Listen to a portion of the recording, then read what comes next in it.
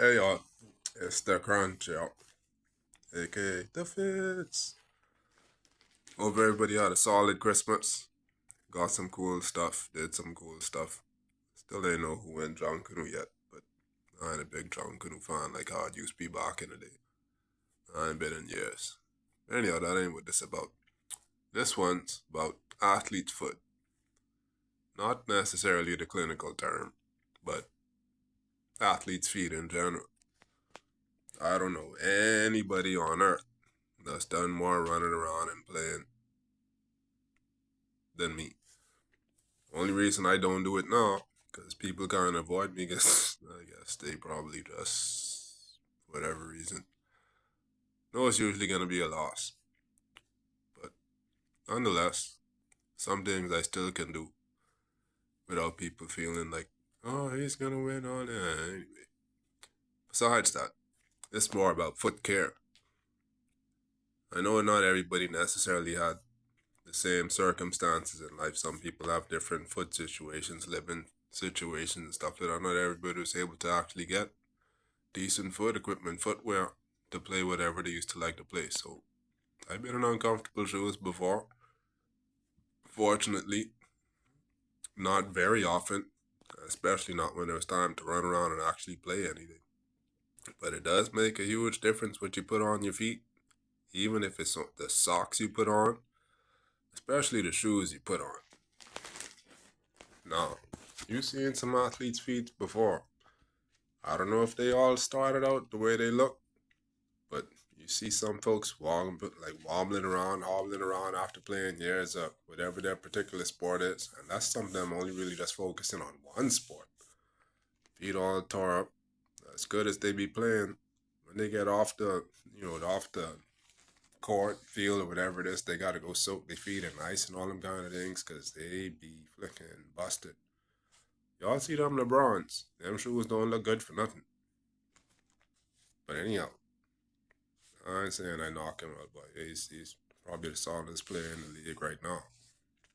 But just saying, if you're gonna be one of them people that's gonna go all out and you don't have the proper foot equipment you got, however much, I mean, it don't cost a lot nowadays to get a comfortable pair of shoes. That's one of the first things they taught us in my first days of PE class. I think I still remember Miss Johnson.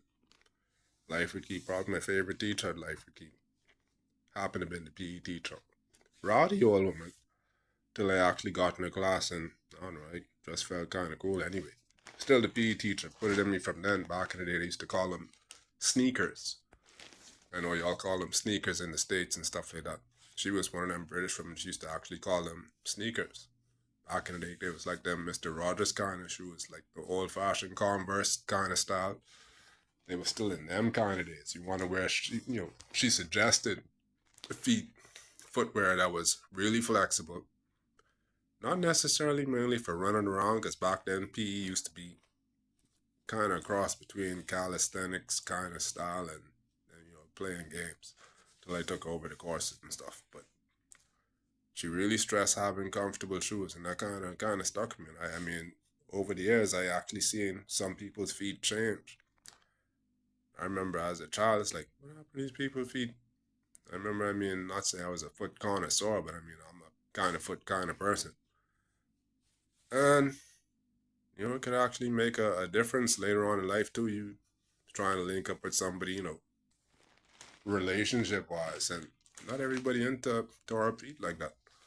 So athletic performance is affected sometimes by your feet. That's your foundation, guy. If you can't stand up comfortably, I doubt you're gonna be able to walk around or run around comfortably. If you gotta focus on what's not gonna hurt while you trying to move, that's gonna throw off your game, your movement and stuff like that. So what I'm gonna suggest, young people, old people, if you like to run around, man, some people really don't. And it doesn't really bother them too much to just, move around. But if you want to be one of those who want to do it for as long as you can, get yourself some comfortable shoes. They used to tell us, when you put your foot in your shoe, don't just automatically say, all right, well, you ordinarily wear a size 10 or to go to the shoe. They used to have a little foot fitter back in the day when you go to the shoe store. Put your foot in one of them if they still actually have them. I ain't seen none of them for a while, but I just do most of my shopping online because I more or less know my sizes. Put your foot in one of them shoe sizes and let them actually measure you. Length and width. I think they do the arch and all on some of them now. And if you plan on having athletic shoes, you don't want them where you push your foot in and you have absolutely no wiggle room. You should be able to wiggle around all of your toes. I'm saying once you put your foot in and the heel's at the back, you should still be able to have wiggle room in your shoes. So that for me, I'm a 10.5. For the most part, 10.5 in pretty much most of the shoes that I wear. Depending on the type of brand, sometimes British sizes might, vary. But for the most part, 10.5. And luckily, I had my share of bumps and scrapes and bruises and patch ups and all them kind of things. But for the most part, my feet been pretty much solid. As a child, you run around, you have a little this, that, mash your feet, nails go through your feet and that kind of thing. But luckily, these trusty old soldiers, they still percolating.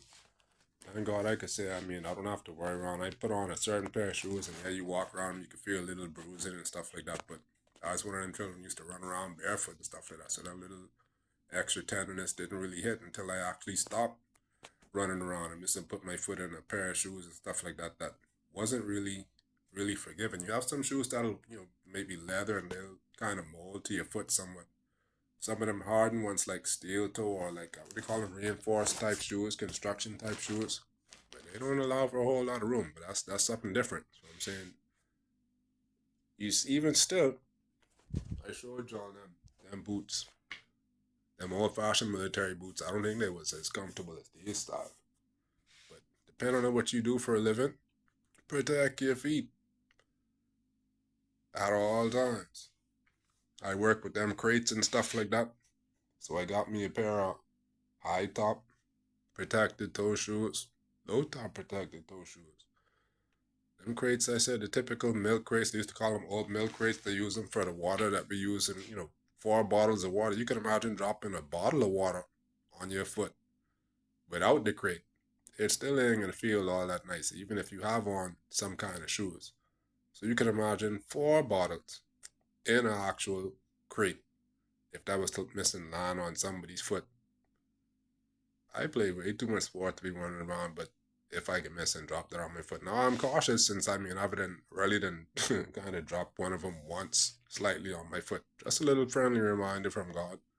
Be careful with these 1 or 2 feet you got, because you only got 1 or 2. And you know how much I like to run around, so these other ones I have over there, I guess the bottoms of them kind of worn out. There was no expensive shoes, but probably get me another cheap AliExpress pair or something again.